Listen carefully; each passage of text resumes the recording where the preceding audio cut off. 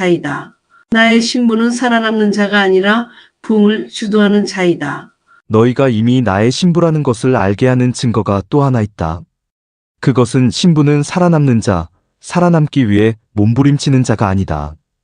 자신만이 살아남기 위해 경건의 시간을 갖고 기도하고 성결하게 살려고 노력하는 자들을 의미하는 것이 아니고 보다 적극적으로 이 세상에서 부흥이 일어나도록 인도하는 부흥사이다. 소극적인 의미에서 나만이 살아남겠다고 사는 생존 게임이 아니다. 함께 살아야 하는 게임이다. 나의 신부는 바로 그러한 면에서 다른 사람의 부흥까지도 인도할 수 있는 능동적인 자들이다. 네가 천국에 입신해서 나에게 신방을 보여달라고 했을 때 나는 너에게 전투복을 입혀주면서 함께 싸우러 가자고 말했다. 그때 너는 너무 실망했던 것 같다. 하얀 웨딩드레스를 입고 춤을 멋있게 추면서 잔치에 참여하고 싶었던 것 같지만 나는 나의 아버지의 눈에서 모든 유괴된 자녀들을 찾을 때까지 잔치할 수 없다고 말했고 나도 나의 신방을 아직 보지 못했다고 말했다. 그런 의미에서 신부는 전사이다. 나와 함께 싸우는 자들이다. 그런데 너희들은 자기만 휴거되어 환난을 피하면 된다고 생각하고 있다. 자신만이 살아남으려고 발버둥 치고 있다. 그래서 자신이 아주 우아하게 경건의 생활을 잘하고 있다고 안심한다. 하지만 사랑하는 신부야, 네가 진정한 신부라면 이 환난을 왜 두려워하고 걱정하느냐? 진정한 신부라면 다른 사람들이 다 구원받을 수 있다면 나의 이름을 생명록에서 지워달라고 말하던 모세와 같은 간절한 마음이 있어야 하지 않겠니? 주님, 그러면 진정한 부흥은 무엇을 의미하나요? 이사야 41장에 내가 새 일을 베푼다고 말했다. 바로 그 새 일이 부흥이다. 새로운 사람, 새로운 가정, 새로운 교회, 새로운 세상이 되는 것이 부흥이다. 내가 일으키려고 하는 새 일은 바로 너희에게 새 영을 부어주고 새 마음을 주는 일이다. 가끔 새 일이라고 하면 새 직장을 주는 것으로 생각하는데 새 일은 나만이 할 수 있는 일이다. 지상에는 새 것이라는 것이 존재하지 않는다.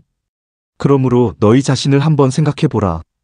자신이 아직도 신앙생활의 방향을 잡지 못하고 우왕좌왕하고 있느냐?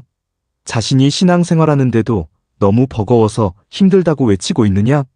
아니면 자신이 아주 우아하게 신부 수업을 잘하고 있다고 만족하고 나만 잘 살아남으려는 생존자 게임을 하고 있니? 아니면 나도 잘하고 있지만 하늘에서 주는 새 능력으로 주위에 있는 사람들에게 새 일이 일어나도록 부흥을 주도하고 있니? 자기 자신도 감당하기에 너무 힘들어서 쓰러지려고 하고 있니? 신부는 나와 연합한 자들이다. 마지막 날에 휴거하면서 그들은 나의 몸의 지체로 연합된다. 내가 머리, 성도들은 나의 지체가 된다. 얼마나 영화로운 장면인지 상상이 되니? 너희는 나의 몸의 지체가 될 성도들이다. 신부는 영화로운 존재로 태어날 것이다. 천사들이 나팔을 불고 내가 공중에서 금가루를 뿌리며 그리워하던 신부들을 모아갈 것이다. 그리고 그들은 공중으로 들리면서 나의 지체로 연합이 될 것이다. 너희는 신부가 수억이 된다고 생각하지만 신부는 하나의 지체로 나와 연합하게 된다. 하나의 신부로 연합한다. 진정한 신부라면 주님과 고난을 함께 당하는 것도 영광으로 생각할 것 같아요. 사도 바울도 고린도후서 4장에서 우리가 잠시 받는 환난에 경한 것이 지극히 크고 영원한 영광에 중한 것을 우리에게 이루게 함이니 우리가 주목하는 것은 보이는 것이 아니요 보이지 않는 것이니 보이는 것은 잠깐이요 보이지 않는 것은 영원함이라고 말씀해 주셨습니다.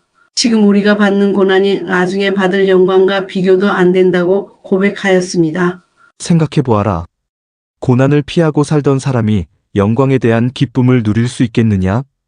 고난에 동참하였으므로 그만큼 승리와 영광이 빛나고 기쁜 것이다. 눈물을 모르는 자가 어떻게 웃음의 가치를 알겠느냐? 가난의 맛을 보지 못한 사람이 어떻게 천국의 부유에 놀라고 감격하겠느냐? 핍박을 받아보지 않고 천국에서 어떻게 인정을 받겠느냐? 그러므로 사랑하는 신부들아, 너희들이 핍박받으려고 찾아다니라는 말은 아니다. 하지만 나를 위해 겪어야 하는 환난이라고 한다면 피하지 말고 당당하게 맞서라. 그리고 약한 성도들을 도와서 앞장서 나아가라. 그들이 받을 상급이 천국이니라. 천국을 주신다고요? 어떻게 천국을 상급으로 받지요? 주님, 성경에 보면 팔복을 보게 되는데 그 복으로 천국을 받는 자들이 나옵니다.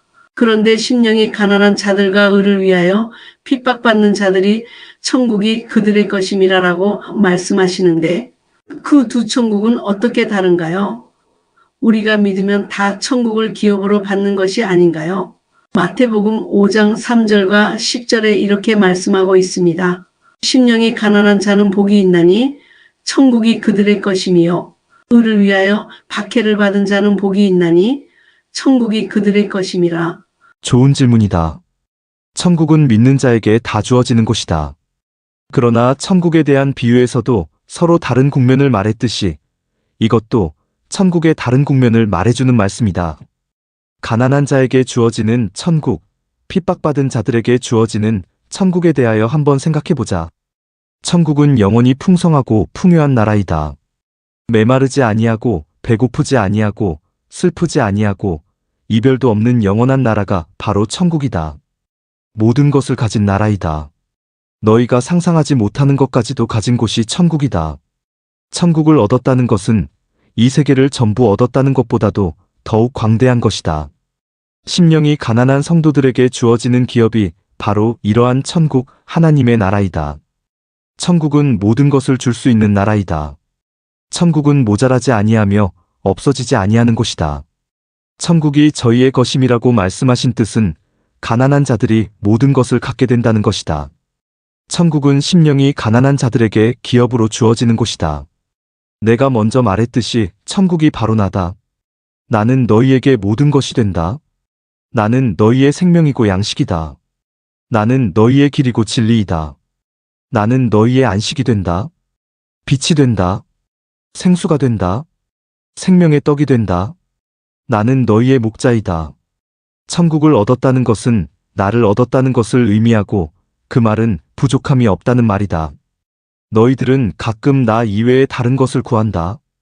다른 것을 구하지만 구할수록 목마르고 배고프다. 나를 구하면 모든 것을 얻은 것이요. 다 얻었어도 나를 얻지 못했다면 모든 것을 잃어버린 것과 같을 것이다. 사도 바울은 나를 얻음으로 세상에서 얻은 모든 것을 배설물과 같이 버렸다고 고백하였다. 가장 중요한 것은 나를 얻는 것인데 내가 천국이다. 천국은 가난한 자의 모든 것을 풍족하게 할 만큼 풍성한 곳, 한계가 없이 공급되는 곳이다.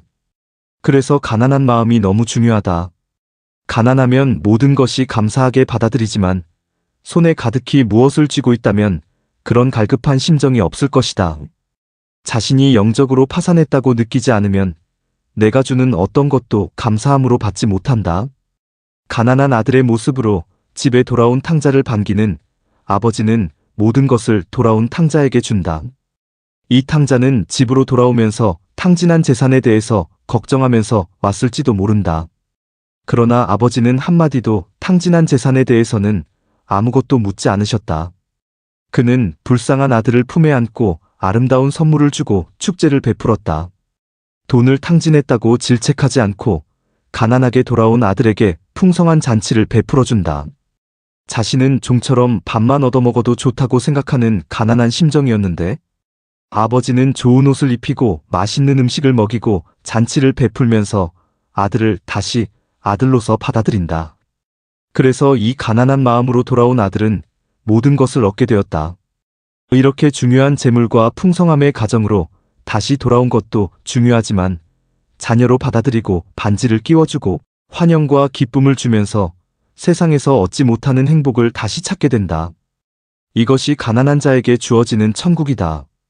의를 위하여 핍박받은 자들에게 주는 천국은 또 다른 천국의 국면을 말해주고 있다. 내가 천국이요 의라고 말하지 않았느냐? 그들이 의를 위하여 핍박받은 것은 곧 나를 위하여 핍박도 받고 순교도 하고 생명을 내어놓고 믿음의 생활을 하였다는 것을 의미한다. 가난한 자에게는 모든 것이 부족함이 없는 천국이 주어지지만 핍박받은 자에게 주어지는 천국은 모든 것이 된다는 보물이나 보화의 의미보다는 보상의 의미가 더 크다. 계시록 21장에는 이런 말씀이 있다. 모든 눈물을 그 눈에서 씻기심에 다시 사망이 없고 애통하는 것이나 곡하는 것이나 아픈 것이 다시 있지 아니하리니 처음 것들이 다 지나갔음이러라. 나를 위하여 고난과 핍박을 받은 자는 고난이 크면 클수록 하늘의 위로가 크다. 이제 더 이상 핍박받을 필요가 없고 위로받으며 상급을 받는 영광의 천국 생활을 누리게 된다. 이제 핍박을 두려워하지 않고 위로받고 안식하고 하나님에게 영광을 돌리면서 살면 된다. 그런 의미에서 핍박받은 자들이 얻을 천국은 더 이상의 핍박이 없는 곳이다. 그들은 주인의 즐거움 잔치에 참여할 뿐만 아니라 의의 면류관, 생명의 면류관을 받게 된다. 작은 일에 충성하고 땀을 흘린 사람들은 주인의 즐거움에 동참하는 상을 받게 될 것이다. 디모데후서 4장에도 이런 말씀이 있다. 내가 선한 싸움을 싸우고 나의 달려갈 길을 마치고 믿음을 지켰으니 이제 후로는 나를 위하여 의의 면류관이 예비되었다. 마태복음 10장도 한번 읽어보자. 누구든지 사람 앞에서 나를 시인하면 나도 하늘에 계신 내 아버지 앞에서 저를 시인할 것이요. 누구든지 사람 앞에서 나를 부인하면 나도 하늘에 계신 내 아버지 앞에서 저를 부인하리라. 이 성경 말씀이 그들에게 다 임할 것이다. 세상에서 나의 이름을 인정해서 받은 핍박, 하늘에서는 모든 천사가 그를 시인해주는 복을 누리게 되고 면류관을 받는 복을 누리게 된다. 그래서 심령이 가난한 자가 받은 천국과 핍박을 받은 자들이 받는 천국은 이렇게 다른 국면을 나타내고 있다. 보상의 의미보다 더한 인정받으며 영광을 받으면서 살게 되는 천국이다. 비록 다른 이들이 나의 이름 때문에 핍박했지만 오히려 천국에는 그것이 영광의 면류관이 되어 모든 이들의 칭송을 받게 될 것이다. 그동안 빼앗겼던 평화와 안식, 내가 그들에게 영원한 안식을 줄 것이다. 핍박으로 인해 마음이 괴로웠다면 나는 그들에게 즐거움의 잔치에 초대할 것이다. 그들이 핍박으로 인하여 생명을 버렸다면 나는 영원한 생명을 줄 것이며 누구보다도 높은 자리에서 칭송받게 할 것이다. 주님, 이러한 영광의 상급을 받는다니 너무 감격합니다. 보잘것없는 우리를 준비시켜 주시고 영화로운 주의 결혼 잔치에 참여하게 하시니 감사를 드립니다. 이제 단순히 나만 살아남기 위한 생존자 게임이라는 신부 수업을 넘어서서 다른 이들을 이렇게 영화로운 잔치에 참여할 수 있도록 돕는 전사들, 부흥사들이 되어서 능동적인 주님의 신부들이 되도록 도와주시옵소서. 피하려고 하는 신부가 아니라 당당히 부딪혀 싸우고자 하는 신부로 거듭하게 도와주시옵소서. 감사드립니다. 앞으로도 신부가 되었다는 증거에 대하여 더 듣기를 원합니다. 그래서 두려워하지 않고 당당히 믿음의 전사로 나아갈 수 있도록 도와주시옵소서.